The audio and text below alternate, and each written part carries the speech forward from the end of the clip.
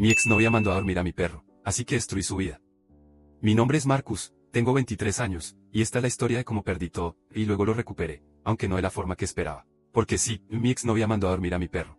Y aunque suene exagerado, eso cambió mi vida para siempre. Rebeca y yo llevamos casi 3 años juntos. Era un tipo de relación que ya iba encaminada a algo más serio, incluso estábamos semicomprometidos. Vivíamos juntos en su departamento, uno que estaba a su nombre, porque ella tenía un trabajo estable como contadora. Yo en ese entonces estaba terminando una maestría y hacía algunos trabajos desde casa.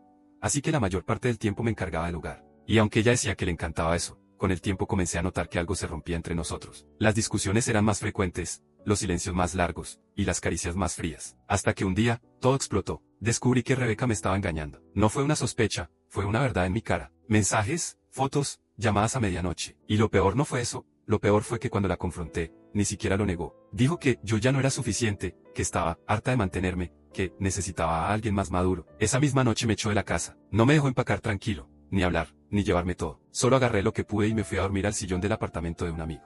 Pasaron 2 días. Cuando volví, esperando al menos recoger mis cosas con calma, me encontré con todo metido en bolsas de basura frente a la puerta. Ni siquiera me dejó entrar. Pero lo peor, fue cuando pregunté por Duque. Duque era un labrador dorado, un perro que originalmente era suyo, pero al que yo terminé cuidando más que ella. Dormía conmigo, salíamos a correr juntos, y cada vez que Rebeca salía, él se quedaba conmigo. Era mi mejor amigo. Le pregunté qué había pasado con él, y me dijo con la voz más fría que he escuchado en mi vida. Lo mandé a dormir. Ya estaba viejo, y tú no ibas a poder mantenerlo. No lo podía creer. Duque tenía apenas 6 años. Estaba perfectamente sano. Lo sabía, porque apenas una semana antes lo había llevado al veterinario. No tenía ninguna enfermedad, ninguna condición. Esa noche lloré como nunca. Me quedé sin casa, sin pareja y sin mi perro. Caí en una depresión horrible. Tuve que volver a casa de mis padres, y si no fuera por ellos, sinceramente, no sé si hubiera tenido la fuerza de seguir.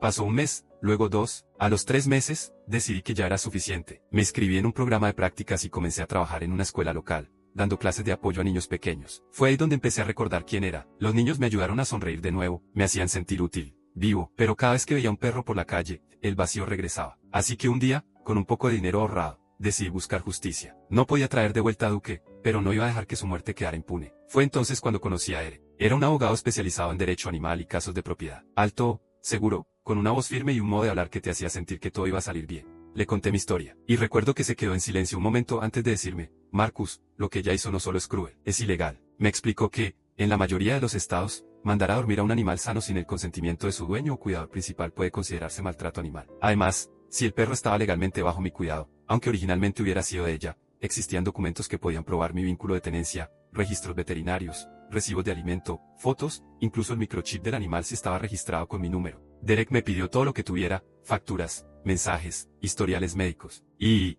por suerte, yo lo tenía todo guardado en una carpeta de Google Drive. Durante las siguientes semanas, comenzamos el proceso legal. Tuvimos que conseguir una copia del reporte veterinario donde Rebeca firmó la autorización para sacrificarlo. Y ahí estaba la clave, el documento no justificaba ninguna enfermedad, ni dolor, ni motivo médico válido. Solo decía, decisión del propietario. El abogado presentó eso junto con mis pruebas ante el tribunal. Rebeca había incurrido en maltrato animal injustificado y, además, en daños a la propiedad personal, ya que algunas de mis cosas, mi laptop y mi consola, seguían en su poder y, según descubrimos después, las había regalado a su amante.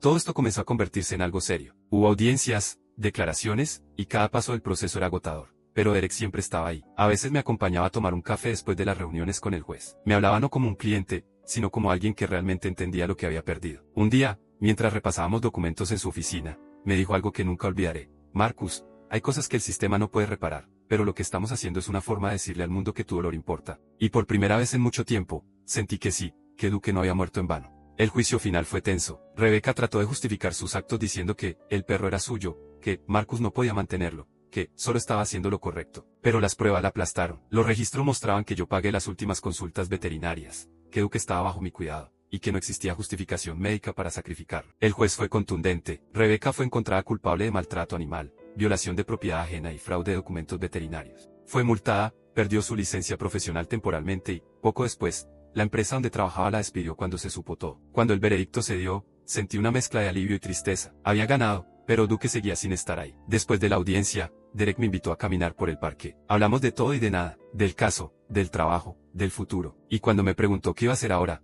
le respondí, no lo sé, pero por primera vez tengo ganas de averiguar. Desde ahí comenzamos a vernos más seguido, ya sin papeles de por medio. Primero cafés, luego cenas, y después, bueno, las cosas fluyeron solas. Él siempre fue paciente conmigo, entendía mis silencios, y poco a poco, su presencia comenzó a llenar ese hueco que había dejado Duke. Un año después, Derek me pidió que me mudara con él. Tenía una casa moderna, con un pequeño jardín, y fue ahí donde adoptamos a Duki, un cachorro mestizo que parecía una bola de energía pura. Verlo correr por el jardín, feliz, fue como cerrar el círculo. Han pasado 6 años desde entonces. Derek y yo estamos casados. Duki sigue siendo un desastre con patas, y ahora estamos pensando en adoptar a una niña. A veces, cuando lo veo dormir a los pies de nuestra cama, pienso en Duke, en cómo algo tan cruel como su pérdida me llevó, con el tiempo, a construir una nueva vida.